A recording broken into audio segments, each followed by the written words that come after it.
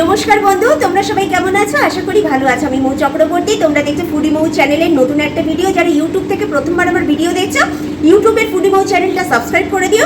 যারা ফেসবুক থেকে প্রথমবার আমার ভিডিও দেখছো, ফেসবুকের ফুডি মৌ পেজটা কিন্তু ফলো করে দিও। এখন রান্না করছি ঝাল ঝাল মটন কষা বা মটনের ঝোলও হতে পারে এটা। তো যে রান্নাটা করছি, তোমাদের অনেকেরই কিন্তু প্রচুর ভালো ভালো রেসিপি চ্যানেল আছে, তোমরা দারুণ করে মটন রান্না করতে পারো। আমি কিন্তু রান্নার অত স্পেশাল কিছু জানি না, মানে স্পেশাল কোনো রাঁধুনি না। আমি ঘরে ঠিক যেরকম রান্না করি সেরকমই রান্না তোমাদের মাঝে সাঝে দেখাই। তো এই রান্না যেটা হচ্ছে মটন, যেটা আমি আজকে রান্না করব মাংস, তাই এটা হচ্ছে তোমার যারা ব্যাচেলার ছেলে মেয়ে আছো, যারা নতুন রান্না শিখছো, স্পেশাল রান্না জানো না, তোমাদের জন্য এই ভিডিওটা, যাতে তোমরা খুব ইজি প্রসেসে বাড়িতে একদম সহজভাবে মটন রান্না করে নিতে পারো, তোমাদের জন্য এই ভিডিও। তো দেখো, তেল গরম হয়ে গেছে, সর্ষের তেল দিয়ে দিয়েছি এর মধ্যে। এবার এর মধ্যে দিয়ে দিচ্ছি 4টে পেঁয়াজ কুচি করে দিয়ে দিচ্ছি।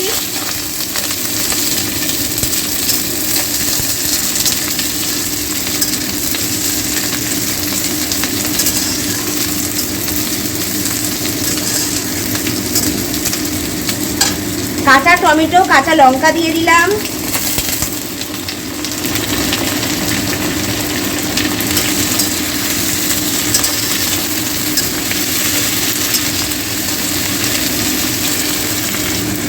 নুন দিয়ে দিলাম, হলুদ, কাশ্মীরি লাল লঙ্কার গুঁড়ো, জিরে আর ধনে গুঁড়ো, একটু নাড়িয়ে নিই।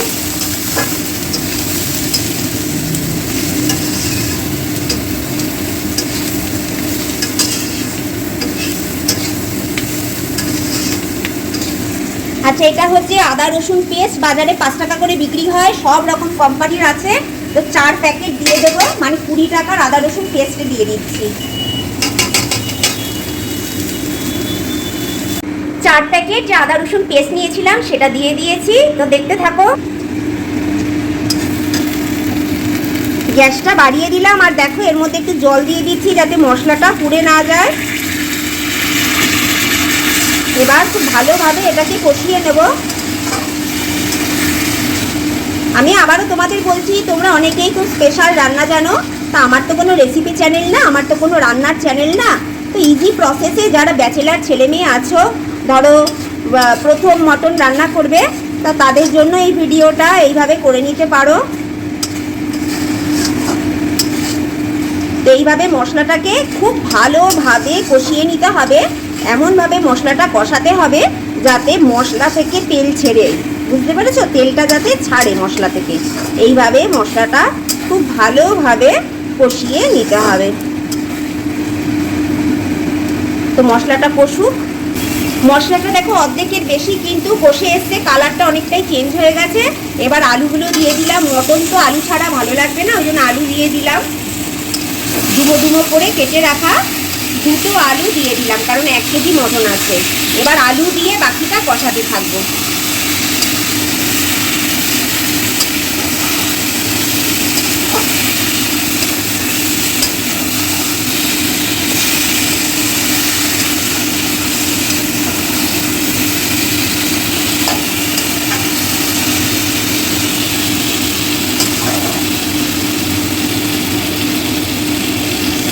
আচ্ছা, মটনটা কি করেছি, 1 কেজি মটন কিনেছি। মটন 2 রকমভাবেই নেওয়া যায়, একটাতে তোমার তেল চর্বি একটু বেশি থাকে, আরেকটা তুমি বলে দিতে পারো যে আমাকে মেটে তারপরে সলিড পিস বেশি দাও।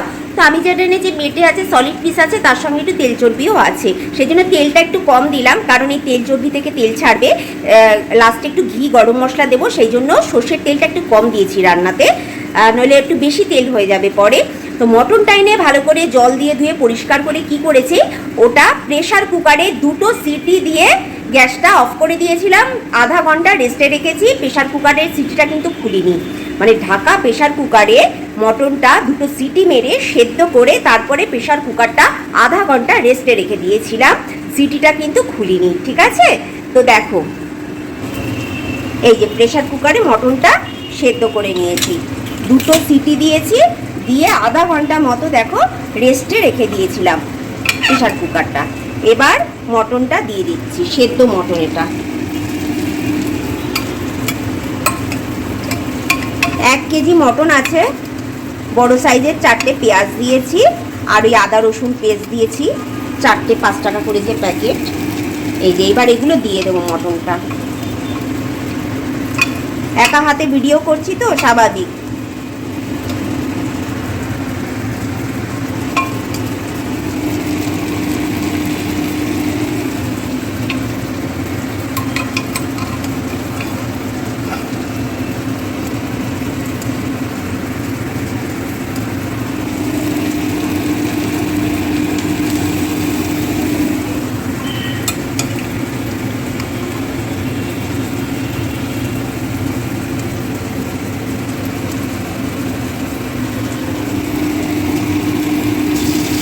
ভিডিওটা পজ করে মটনগুলো দিয়ে দিচ্ছি কড়াইতে। আচ্ছা, মটনটা কিন্তু দিয়ে দিয়েছি, পুরোটাই দিয়ে দিয়েছি। এবার মটন, আলু আর মশলা দিয়ে খুব ভালোভাবে এটাকে কষিয়ে নিই। দেখতে পাচ্ছ তো তেল, চর্বি, তারপরে দেখো মেটেও দিয়েছে। এই দেখো মেটে, 4টে মেটে, তেল, চর্বি, নাল্লি পিস সব রকমই আছে। তো আলু দিয়ে, মটন দিয়ে, মশলা দিয়ে খুব ভালোভাবে এটাকে কষিয়ে নিই। এটার মধ্যে কিছু টক দই টই অনেকেই দেয়, তা আমি গোটা 2খানা টমেটো দিয়েছি, ওই জন্য টক দই লাগবে না। মানে আমি দিইনি, যারা দেয় দেয়, আমি যেহেতু টমেটো দিয়েছি 2টো, ওই জন্য আর টক দই দিইনি। তারপরে আগে ম্যারিনেশন করে রাখে, তা আমি ওইসব কিছুই করিনি, আমি ডাইরেক্ট করে নিচ্ছি। এইভাবেই করি আমি আগে থেকে ম্যারিনেশন করে রাখি না।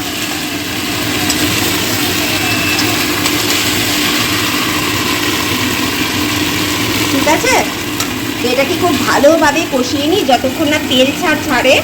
মশলা, মাংস, আলু থেকে যতক্ষণ তেল না ছাড়ে ততক্ষণ এইভাবে কষাতে থাকি।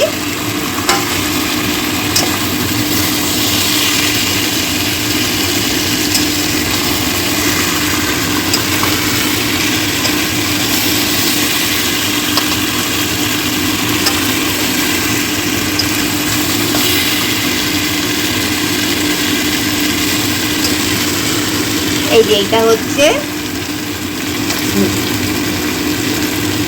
পাজরা যেটাকে বলে। এই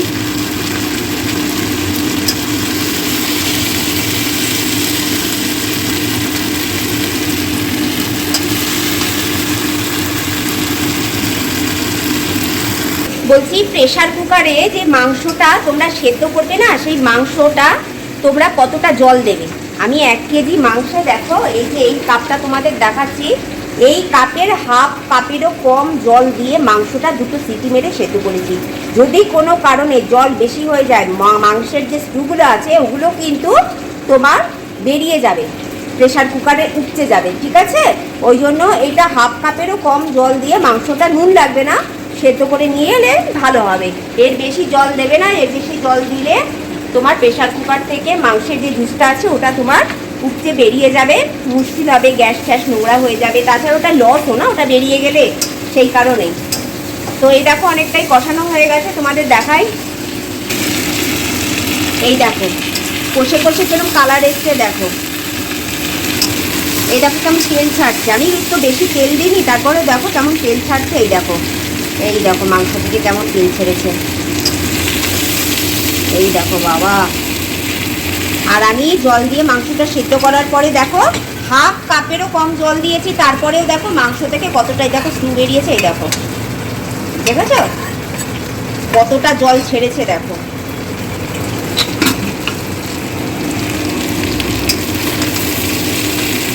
আর মাংসে যে গরম জল দেবো দেখো, পাশে বসিয়ে দিয়েছি গরম জল। এটা কষানো হয়ে গেছে, এই দেখো তেল ছেড়ে দিয়েছে, তার মানে কষানো হয়ে গেছে। এই দেখো কত তেল ছেড়েছে রান্না থেকে। ভালো করে কিন্তু মশলাটা এরকম কষিয়ে নিতে হবে, তা নাহলে কিন্তু কাঁচা গন্ধ ছাড়বে মশলা থেকে।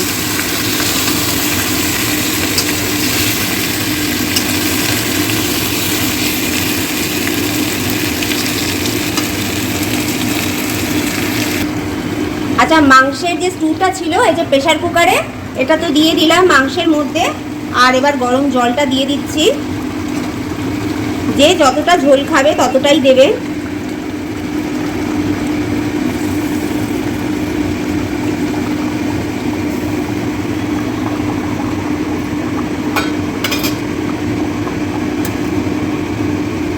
আমি এতটা মতো দিলাম, কারণ আলুটাও তো সেদ্ধ হবে। মাংসটা তো অর্ধেকের বেশি সেদ্ধ হয়ে গেছে, কিন্তু আলুটা তো সেদ্ধ হয়নি না, আলুটা তো সেদ্ধ হবে, ওই জন্য জল দিলাম। এরপরে অন্তত পক্ষে 10 মিনিট তো ফোটাতেই হবে, তা নাহলে আলুটা সেদ্ধ হবে না, আলুটা কাঁচা থেকে যাবে।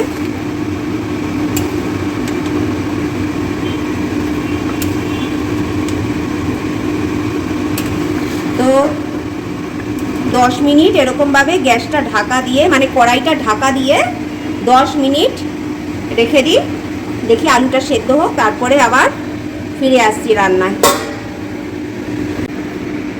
বন্ধুরা 10 মিনিট হয়ে গেছে, আবার রান্নায় ফিরে এসেছি। দেখবো এবার গ্যাসটা একটু কমিয়ে দিয়ে, সিমের থেকে একটু বেশি মানে একটু কমিয়ে দিয়ে তোমার কড়াইটা ঢাকা দিয়ে রেখে দিয়েছিলাম। এবার দেখবো আলুটা সেদ্ধ হয়ে গেছে কিনা।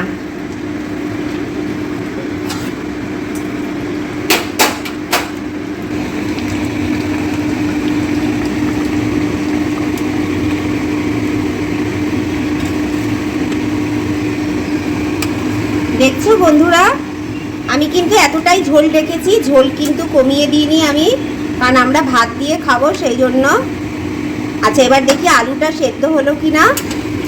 আলুগুলো তো খুব এমন বড় কাটা হয়নি, হয়তো সেদ্ধই হয়ে যাবে। এইটা দেখি কেমন। এই দেখো আলুটা পুরো সেদ্ধ হয়ে গেছে। এই আলুটা দেখে নি, এই যে এইটা,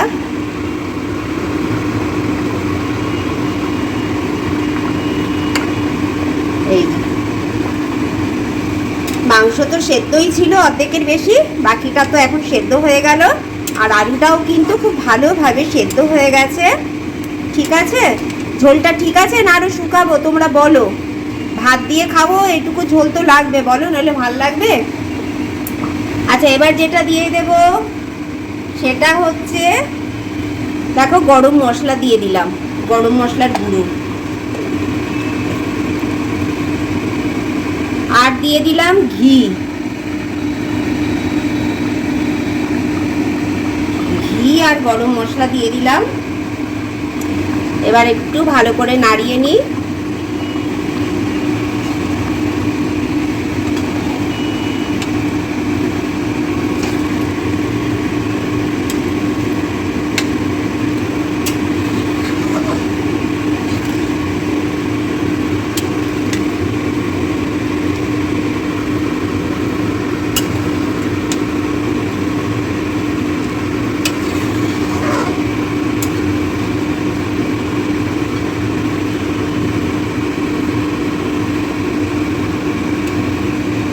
এবার একটু গ্যাসটা ঢাকা দিয়ে দেব, মানে কড়াইটা ঢাকা দিয়ে দেবো, গ্যাসটা না সরি কড়াইটা ঢাকা দিয়ে দেব, দিয়ে 5 মিনিট মতো রাখবো।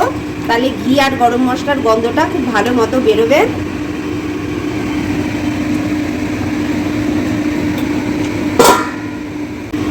তো বন্ধুরা দেখো, ঘি আর গরম মশলা দিয়ে এরকম 5 মিনিট ঢাকা দিয়ে রেখেছিলাম কড়াইটা।